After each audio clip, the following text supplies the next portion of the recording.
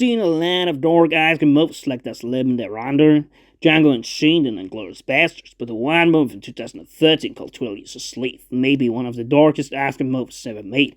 In this movie, we see a real dark history about the free black man Solomon Northup that gets kidnapped and sold as a slave because he's being confused for another man from Georgia called Platt. In the story gets less a lot of the abuse, there's a racism tone towards him, but Latch is treated very badly. One other reason why this is a very dark Oscar movie is because you see a lot of racism towards the black people in this movie.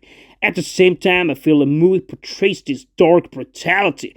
Nevertheless, it does at the same time show a correct description of how the situation really was, how brutal rich white men or women, in particular slave owners, how brutal they really were against the black people, and how they were being treated like merchandise and not real humans, because basically they were treated more like dogs rather than real people.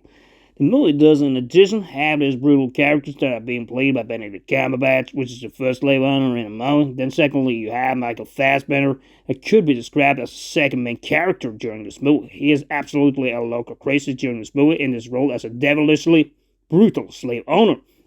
And it is probably one of his best ever roles. In addition to this, you see Paul Giamatti from Billions that is cast as the strange auction guy, and as the guy in charge for selling slaves during this movie to these rich plantation owners. All this just shows how difficult it was being black at the current time in the US during the 1800s. A further reason you see how this movie portrays the dark history is because of the dark story you see being portrayed in the light of some of the characters. For some of these characters, like Patsy, you see this hopeless destiny where it goes so badly where she is sexually abused and is on the wrong end of a lot of violence. It takes this heavy toll on the character that she even asks the main character Solomon to kill her, because that is a wish that would free her from this hell she is living in.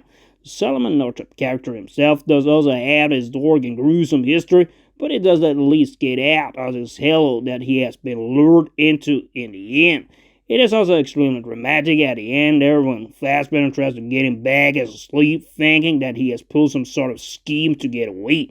With that, the horror part of the story is over, and we get this confident ending, where he gets to see his family again. Of course, it is a tearful reunion that brings this movie to a full perspective. The movie does show a lot of brutal violence and misery, and it does give a very good description of a dark chapter in history. And for the movie itself, I will give it a strong 7.